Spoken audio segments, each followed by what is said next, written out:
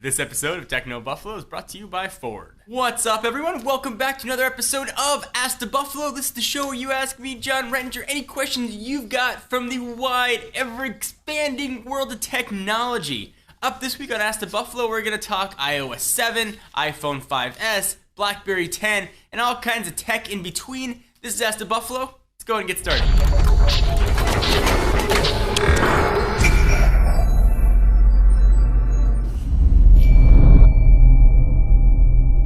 Our first user, Tyler Bertricia, wants to ask, or Bertricka, one of those. John, I was wondering what you expect to come out of iOS 7 under new management. Do you think major changes will be incremental or come out altogether? Here's what I'm thinking for iOS 7. Work on iOS 7 probably started long before iOS 6 was even released. So do I think iOS 7 is going to be the big Johnny Ive version of iOS? The answer is probably not. I would probably see that in iOS 8.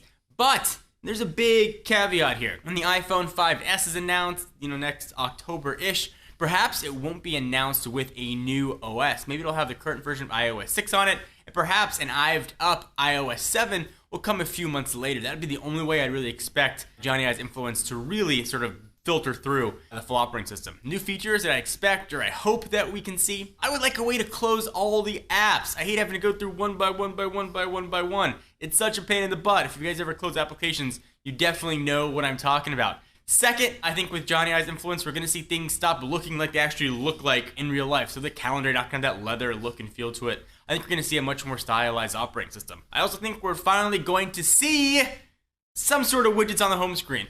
Or an Apple way to quickly show information right on the home screen. So whether or not it's something like Live Tiles or Android's widgets, I think we're finally going to see a new redesigned home screen for iOS. So clap!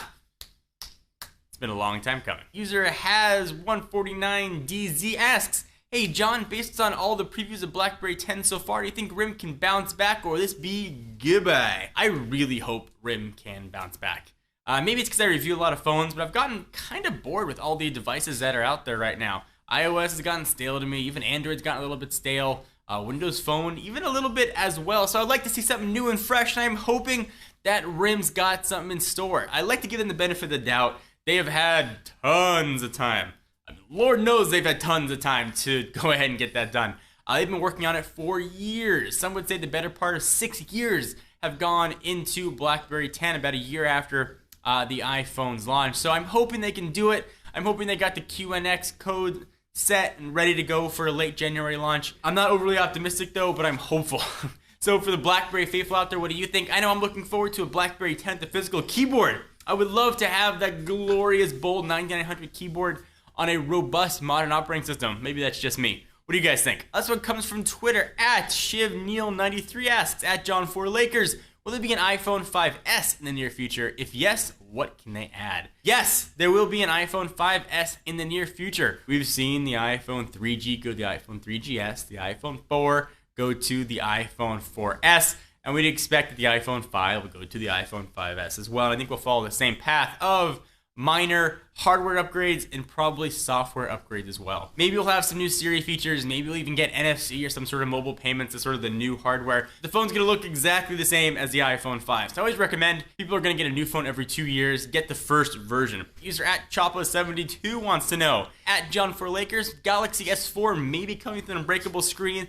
Is there another tech with this screen? So the answer to that is no, there's no such thing as an unbreakable screen, no matter what anybody wants to say. So first of all, they're just rumors. Samsung hasn't come out and said, our Galaxy S4 is gonna have a crazy unbreakable screen, you could throw a house on it and it's not gonna crack, but presumably it'll have new Gorilla Glass technology, maybe Gorilla Glass 3, perhaps we'll see at CES, or maybe it'll have some Samsung's own glass technology. Go out and get a Galaxy S4 for the faster processor, for the new operating system, for the new camera, for the new looks of the phone. All those reasons, but really don't spend that much time worrying about the glass. But that's just my opinion. So we take a minute from answering all the questions to thank our friends and sponsors at Ford. So there are a lot of ways to make sure you keep your Ford Focus Electric full of juice and ready to go where you want.